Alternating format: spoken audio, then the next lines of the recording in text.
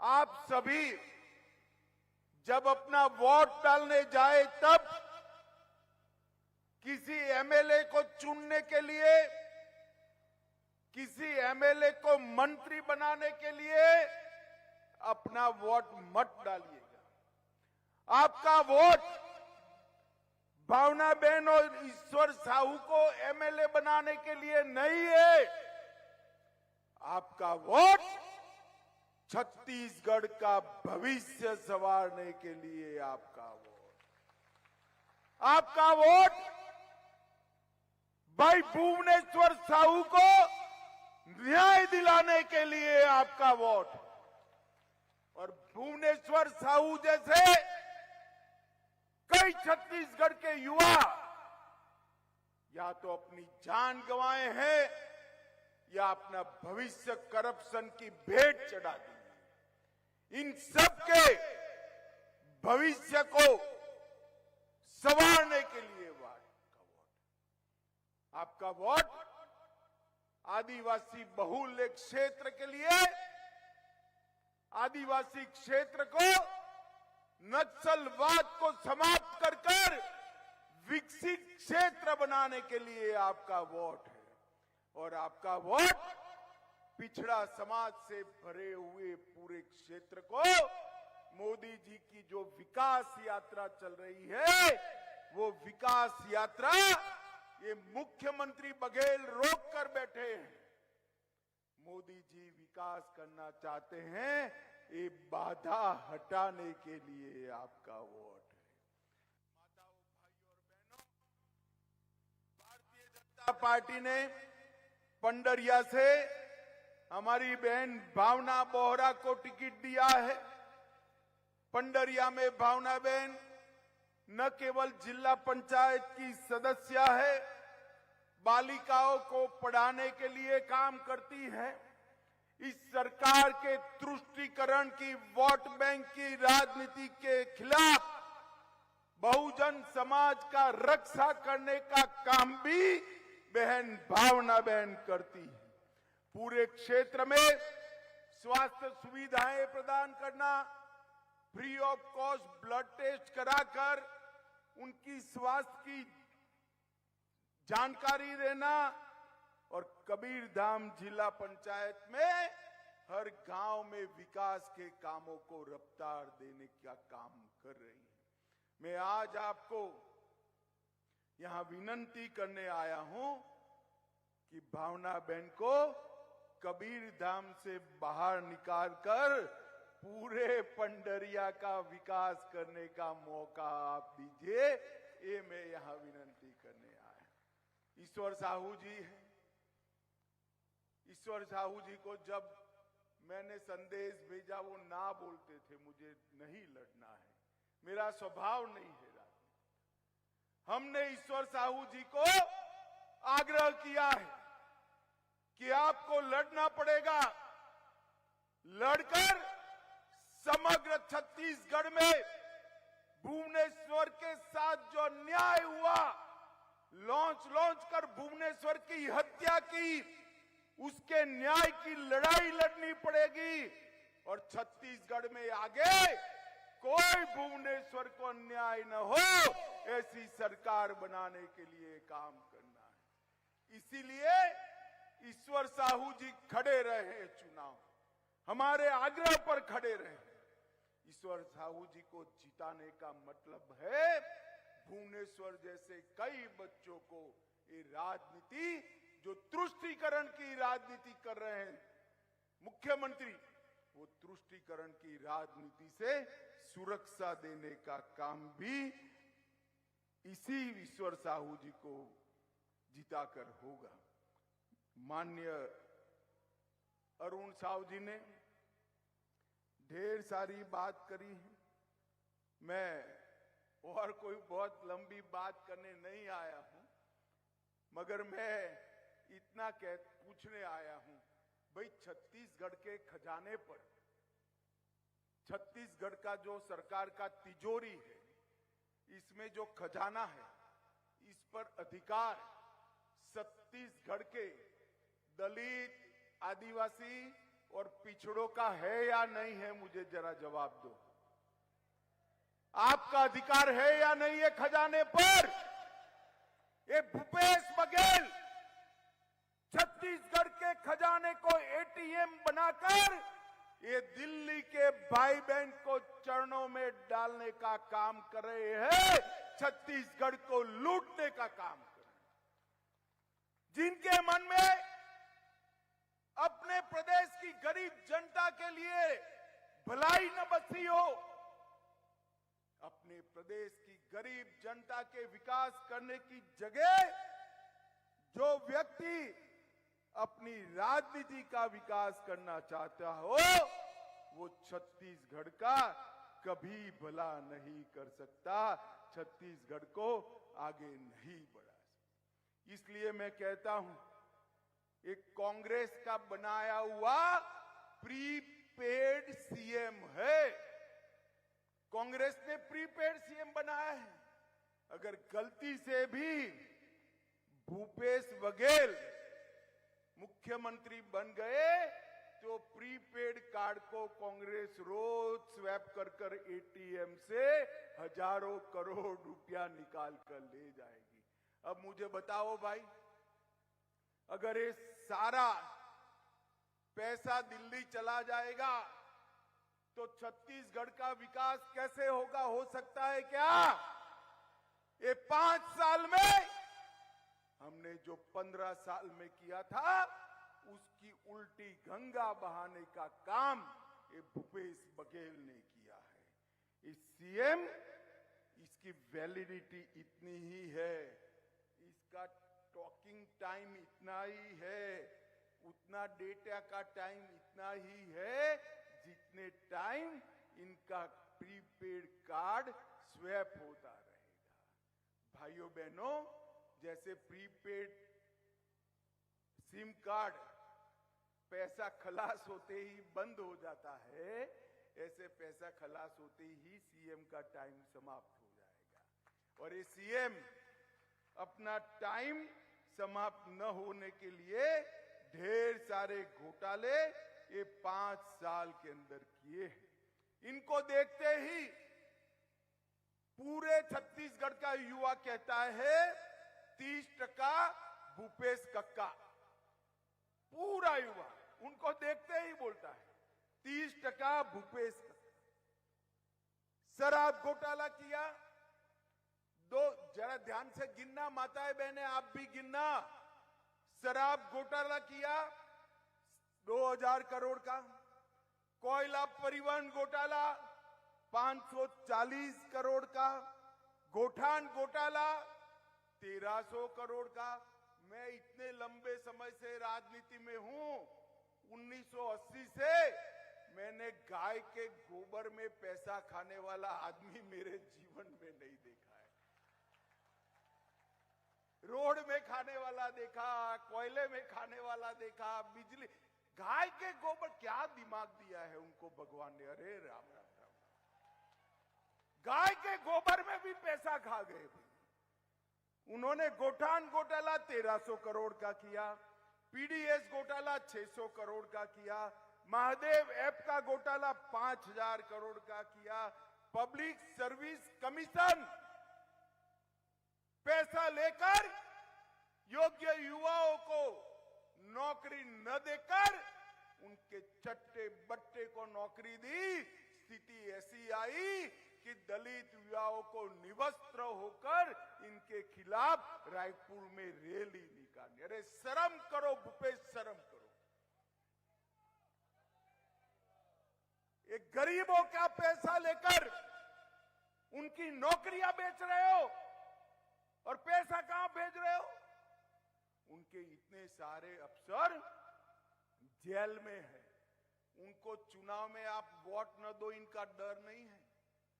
एक माताजी जेल में है, उनको डर है वो माताजी अपना मुंह न खोल दे वरना मेरा नाम बाहर आ जाएगा, इसका डर है। माताओं भाइयों बहनों, कोरोना का शेष में घोटाला किया। डिस्ट्रिक्ट मिनरल फंड के 700 करोड़ जो ट्राइबल क्षेत्र के लिए आए थे उसका घोटाला किया। और कई सारे घोटाले अभी बाहर निकलना भी बाकी है। भूपेश बघेल, मैं आज कह कर जाता हूं, पंडरिया में आपकी उल्टी गिनती शुरू हो चुकी है। यहां भारतीय जनता पार्टी की सरकार बनने वाली है और सरकार बनते ही पाई पाई जो आपने छत्तीसगढ़ के दलित, आदिवासी और पिछड़ा समाज की खाई है, वो पाई पाई का हिसाब देना पड़ेगा। ये भारतीय जनता पार्टी का आपको वादा है।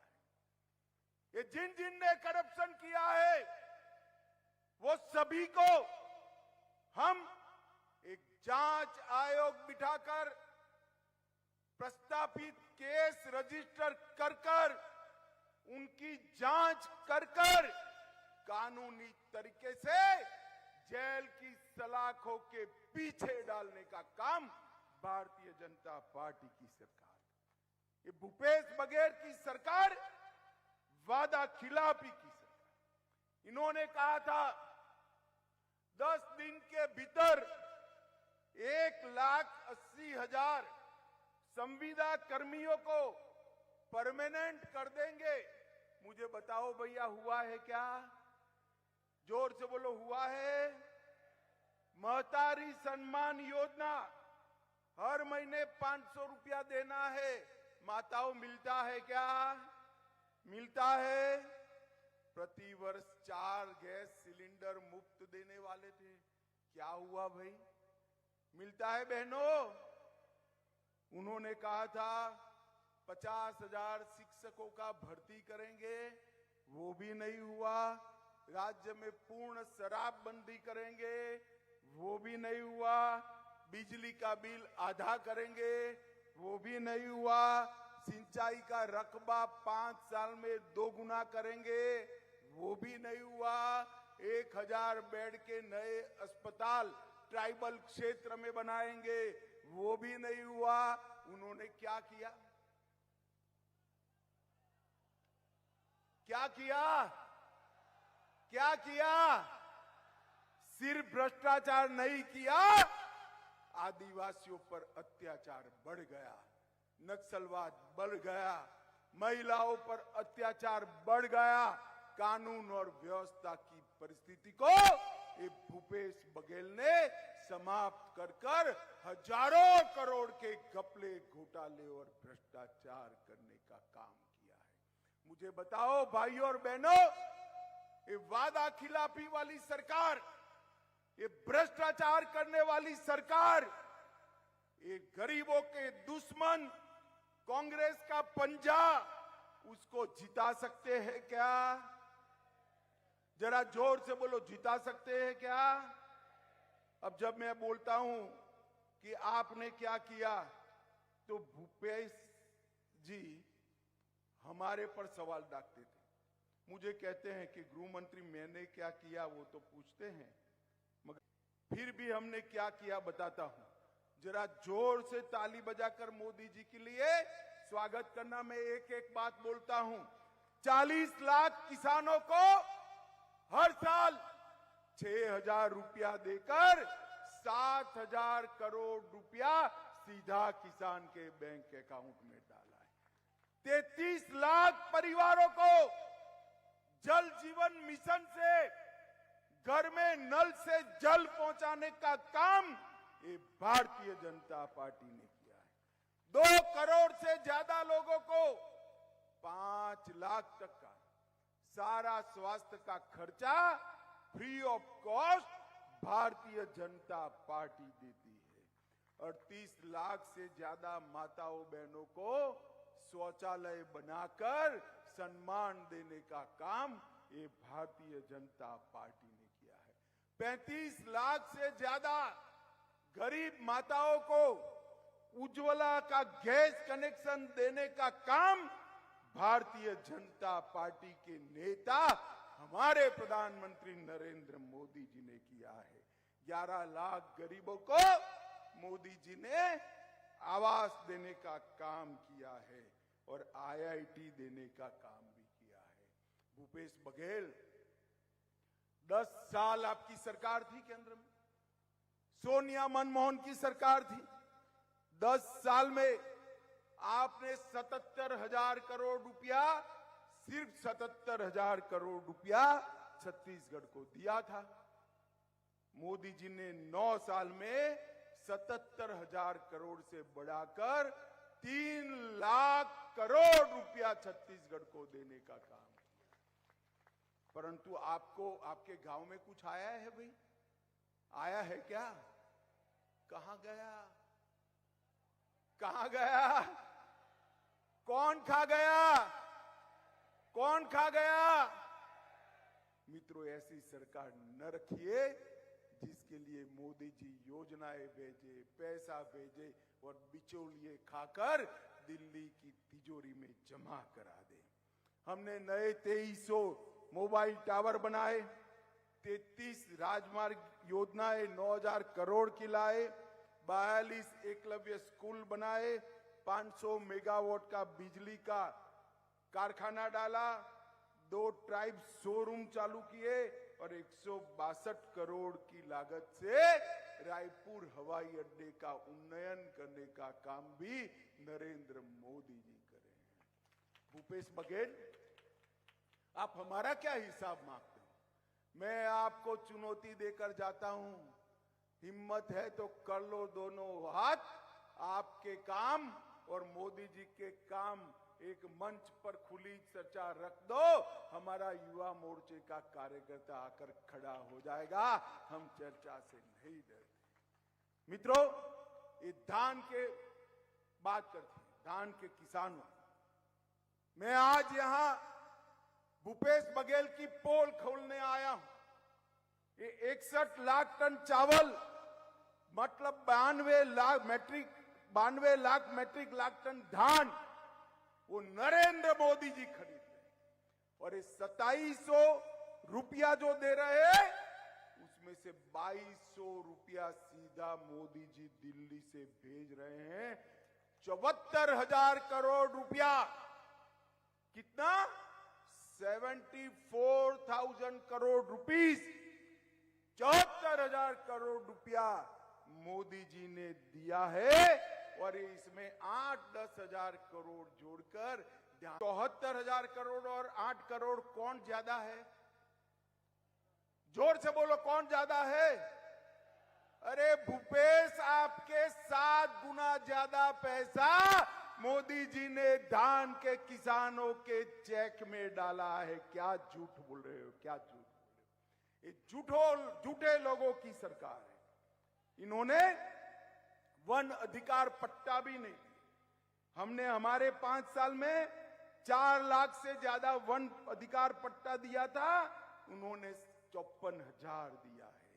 तेंदुपट्टा में भी उन्होंने बहनों की चरण पादुका योजना को बंद कर दी और उन्होंने सिर्फ 2 वर्ष में 23 लाख मानक बोरा ही खरीदा है। हमारे रमन सिंह जी के अंतिम 2 वर्ष में हमने 32 लाख मानक बोरा तेंदुपत्ता खरीदा था और बोनस भी दिया था। कांग्रेस ने 4 साल से बोनस भी नहीं दिया है। और मित्रों, सबसे बड़ी बात है, एक कांग्रेस के राज में दिन दूनी रात चौगुनी धर्मांतरण बढ़ रहा है। कोई भी नागरिक मन से जिसकी भी पूजा, जिसकी भी उपासना करे, इसका हमारा संविधान ने छूट दिया है। मगर सरकारी मशीनरी का उपयोग कर गरीब आदिवासियों का धर्मांतरण कराने का ये जो शुरुआत किया है ना, वो छत्तीसगढ़ के लिए अच्छा नहीं है। और घर घर में, गांव गांव में इसके कारण संघर्ष पैदा हुआ है। कानून और व्यवस्था की परिस्थिति बिगड़ी है। मैं आज कहकर जाता हूं, हमारी सरकार किसी के भी धर्म के मामले में दखल नहीं करेगी और सरकार प्रेरित धर्मांतरण को बिल्कुल कठोरता के साथ रोकने का काम ये भारतीय जनता पार्टी करेगी। मोदी जी ने 23 अलग अलग जनजातियों को एसटी की सूची में डाला। एसटी के कल्याण के बजट को 29,000 करोड़ कांग्रेस के समय में था, उसको बढ़ाकर 1,32,000 करोड़ रुपया करने का काम नरेंद्र मोदी जी ने किया।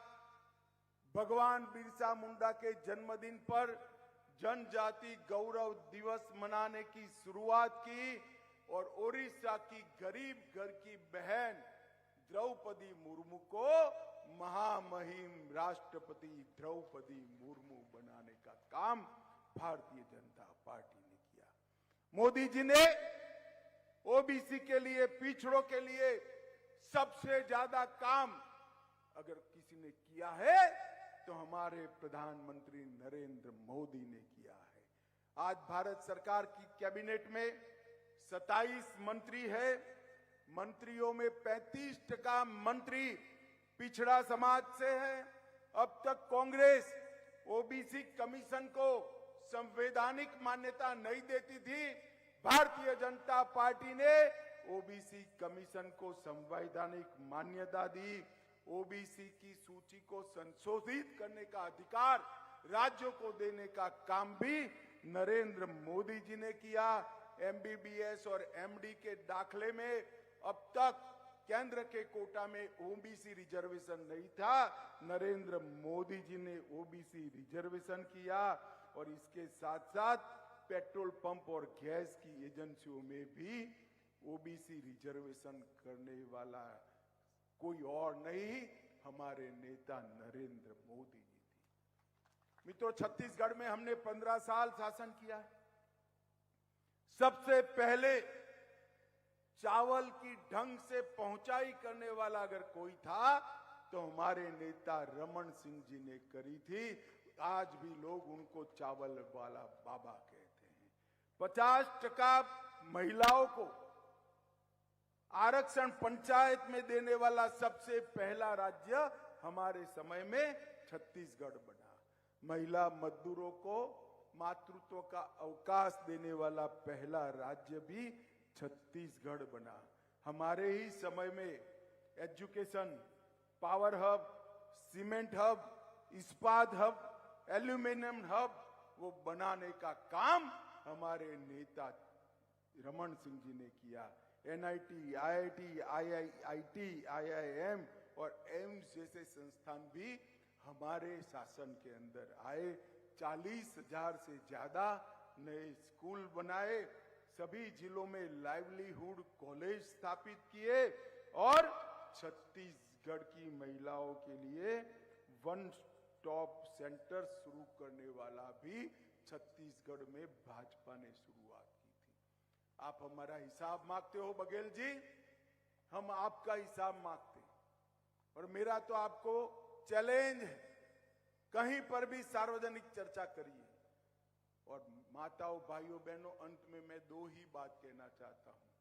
ये कश्मीर जो है हमारा है या नहीं है, जोर से बताइए, जोर से बोलिए, कश्मीर है या नहीं हमारा? धारा 370 हटनी चाहिए या नहीं हटनी चाहिए? एक कांग्रेस पार्टी ने अनौरत संतान की तरह धारा 370 को अपनी गोदी में पाल कर रखा था। 5 अगस्त 2019 को नरेंद्र मोदी जी ने धारा 370 को उखाड़ कर फेंका और एक कश्मीर को हमेशा के लिए भारत के साथ जोड़ने का काम किया। भारतीय जनता पार्टी के स्थापक श्यामा प्रसाद मुखर्जी के स्वप्न को मोदी जी ने पूरा किया। और मित्रों, मैं राम के नैनीहाल में आया हूं।